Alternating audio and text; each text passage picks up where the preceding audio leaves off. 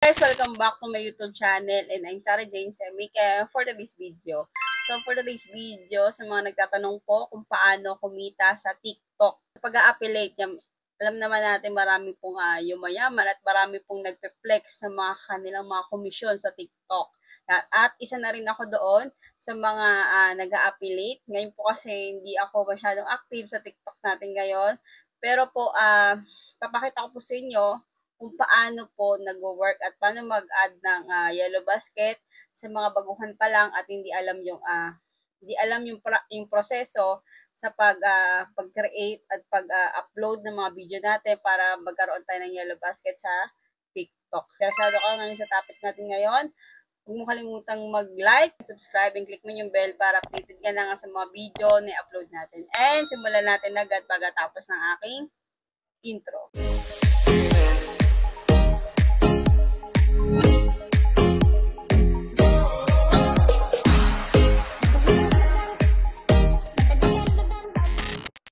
And ito guys, nandito tayo sa ating TikTok account. So sa ating TikTok account, meron tayong 15.3k followers. So bago kayo magsimula po sa pag-affiliate nyo, kailangan nyo mag-gain ng followers. At least 600 followers lang po ata ngayon yung update ngayon na para magkaroon kayo ng yellow basket. Kasi po dati, nasa 1k. Yun. So, kailangan kapag nag-start po kayo mag-TikTok at gusto nyo maging affiliate po dito, at least 600 followers yung maging nyo dito para magkaroon kayo ng yellow basket. Tapos, dito, kung makikita nyo dito sa taas, meron tayo dito TikTok Studio. So, click natin tong TikTok Studio. Tayo mga revenue, yung ano pang monetization tools, ayan. So, click natin tong TikTok Shop for Creator. Ayan. So, ngayon, ayan. So, may benta tayo within 7 days. May benta tayong 118. So, today, wala tayong kita. So, ang commission dito is depende kung may mag-checkout sa ating yellow basket. So, within 7 days, meron tayong 118 na commission. So, kung kiklik po natin tong earnings, ayan. So, ito yung available balance ko ngayon. Dahil nag-withdraw na po kasi ako dyan. Ito yung mga na-withdraw natin. Ito pala yung daily revenue na may bumili. Ayan. October 10, 9, and October 6. So, hindi naman araw-araw kasi hindi naman talaga ako daily nagpo-post at nagpo-promote ng mga affiliate product. So, tignan natin dito sa payments. Ayan. Ito yung mga na-withdraw ko na. Ayan. Nag-automatic withdraw kasi dati. Kaya kapag may pumasok na konting commission, nag-automatic dun sa ating transfer na account. Ayan. So, as of August 10 yan, may auto withdrawal tayong 193. Tapos, nung September 15, nag-ano tayo, manual withdraw. Pinalitan ko yung ng auto kasi nga, kada may pumapasok kasi na commission, dumadirect din sa ating transfer kung saan man tayo naglagay ng transfer sa ating card or sa GCash. Ayan. So, dito, makikita natin yung affiliate orders. Yan, dito nyo makikita kung may bumili sa inyo. So, ngayon, October 17, may pending ako. May commission ako na 89.84. So, di ba, napakalaki ng commission na ito. Ito yung Organic Japan, yung pang sa kilikili, deodorant. Ayan. So, ang laki pala ng commission nito, 89 pesos yung commission kada may bibili at mag-check out ng product na ito. So, meron din tayo dito, nung October 15, ay bumili ng buy one take 4 na tissue. So, ang commission niyan is 13.90 commission. So, dito, pag eligible na yan, ibig sabihin, kinancel niya yung order niya. Pero sana dapat nagkaroon tayo ng commission ng 14.50. Sayang, di ba? Pero kasi kinancel niya yung order. Kaya, hindi na pumasok sa ano natin. So, meron din tayo yung benta nung October 10, 14.50 nung pumasok na commission. Dito, October 9, 3.96. So, yung aking ano naman, hindi naman talaga kalakihan kasi paisa-isa.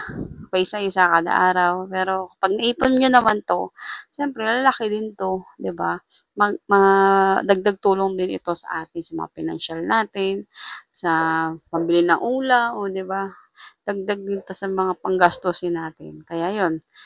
Kasi itong TikTok ko kasi hindi na ako nag-upload ngayon. As of now, hindi po ako nag-upload ngayon. Kasi na-busy ako ngayon sa Facebook ko siya sa YouTube. So, for example, may product kayo na gusto mong i-add. For example, ito na lang. For example, ito nga, na-promote ko na ito. Ito, for example, ito yung pinromote ko. Itong noodles na to. So, click mo lang itong arrow na iyan. Tapos, mag-added to showcase ka. So, kapag nag-added to showcase, automatic na yan, mapupunta sa iyong yellow basket. Ayan. Ito yung mga yellow basket mo. Nandito yung mga yellow basket mo. Ayan. So, kapag may nakita kayong product na gusto nyo i-promote, punta lang kayo doon sa sinabi ko kanina at mag-add to showcase kayo. For example, ito. Kasi ng mga na-add ko na to. Tapos, kapag mag-upload po kayo, for example, ito, mag-upload kayo. Ayan. Pili kayo sa gallery nyo. For example, ito. Try natin itong gamitin, guys. Yung, ayan. So, add link ka lang dyan. Tapos, click mo tong product. Ayan. Tapos, si TikTok, may suggested siya na product na pwede mong i-add din. Pero ako kasi, hindi ko inaano yan. Ang nilalagay ko talaga yung nasa showcase ko na product. So, yung product na yun is yung kalos, yung sa pangkuskus. Ayan. So, ito yun, nasa showcase natin. So, i-add mo yan. Yan, add. So, kapag in-upload mo yan, automatic na makikita ng mga viewers mo sa baba, yun na yung yellow basket na pwede nilang doon sila bumili. At magkakaroon ka ng commission once na nag-checkout sila. Ayun. So, yun lang yung gagawin nyo. Tapos, kapag mayroon kayong nakitang ganito, for example, di ba, Angeline? Yan. For example, ito, yung refundable sample. Ibig sabihin po niyan, click nyo yan. Ibig sabihin po niyan, kailangan nyo maka-generate ng 3 sales para ma-refund yung ginastos nyo pambili dito sa product na ito.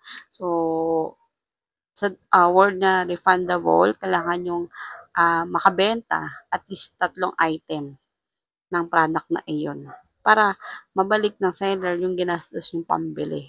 So, yun yung ginagandahan ng refundable kasi nga kapag may bumili sa inyo, may commission ka na, babalik pa yung pera na pinambili mo. O, diba?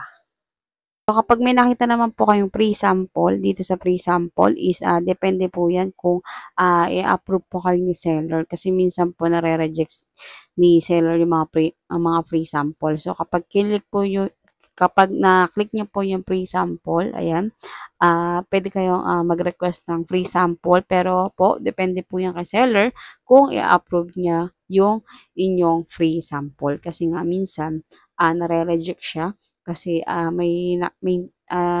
pwedeng makita ng mga seller yung profile natin once na masipag tayo or kapag hindi mo agad binibidyo yung mga free sample na pinapadala sa iyo. So nakikita po ni seller yun na kapag masipag kayo at maganda yung sales nyo, madami kayong benta, ayan, i-approve po kayo ni seller. Pero kung yung account nyo is maliit lang yung commission nyo, pero may mga mababait naman pong seller na ina-approve po kahit mga small affiliate TikToker, small affiliate.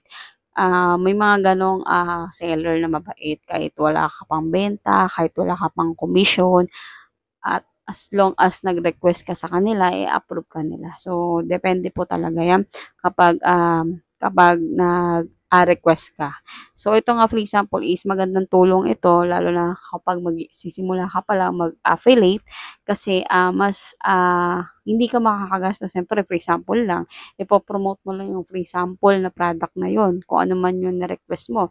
Pero po, kapag nag-request po kayo ng mga free sample, pag-aralan nyo mabuti para ma-promote nyo na mabuti yung product na yun. Kasi nga, siyempre, kapag napopromote po natin na maayos yung product na yun, is maraming maniniwala at talagang kabisado mo yung product na yun. So, yun. Ito lang yung mga ways na sinabi ko sa inyo na pwede kang kumita dito sa TikTok. Pero marami din siyang monetization dito sa TikTok na pwede kayong kumita tulad nito, creator marketplace. Hindi ko siya masyadong nagagamit. Dito naman, makikipag-collab ka sa mga endorsement or sa ano. Pero kasi ako ngayon is wala pa ako nakakapag-collab dito kasi, di mo, project with brands. Yan. Wala pa akong tatry dito. Di pa ako nakakapag-join. Dito, nakapag-join na ako dito sa branded mission. Ayan, meron din dito branded mission. Kapag nagkaroon ka na nito, yan, pwede kang gawa ng kung ano man yung ano nila, kung ano man yung ano man yung promotion na pwede mo i-video. Ayan. Gagawa ka lang ng video nito at magsasubmit ka dito ng mga entry mo. For example, ito. Can you clear them all? Do you have stubborn acne? Clear it with Lacticid. Way more Ayan, top for to clear. example, yan. So, kailangan yung mga mission mo dito, yung mga kailangan mo gawin is, magawa mo dito. Ayan. So, pwede kang kumita dito kapag once na in-approve ka din ng kung ano man yung product na, for example, ito, Lactacin. Ayan. So, kapag in-approve ka niya, at nagandahan sa video mo na ginawa mo kasi marami nag-entry, di ba? Yan, bibigyan ka ng dollars niyan at pwede ka rin kumita. Babayaran ka niya. Di ba? Selected video, kung nakita niyo dito, yung base payout, yung selected video, $0.96 US dollars. Additional payout, $0.25 US dollars. Ayun. So, ganun yung kitaan dito. Ayan. So, ganito yung ano natin sa TikTok kung paano tayo kikita. Pinaka-basic po talaga na pwede natin gawin is mag-affiliate. Kasi marami pa nag-affiliate, 'di ba? Kung magbi-video-video ka lang, i-promote mo yung product na binibili mo, o 'di ba? Kumita ka pa at the same time, natuwa ka sa binili mo, 'di ba? So, yun. Yun lang, ngayon lang video na, yun lang yung tutorial natin ngayon. I hope na nakatulong ako sa inyo. At kung simula ka na mag-affiliate, ayan, simulan mo na ngayon. And, diba, ganun lang kadaling maging affiliate sa TikTok. Ayan, mag-add ka lang ng product na gusto mong i-promote. Ayan, then, mag-gain ka ng followers para ma-record ka ni TikTok na pwede ka nang lagyan ng yellow basket.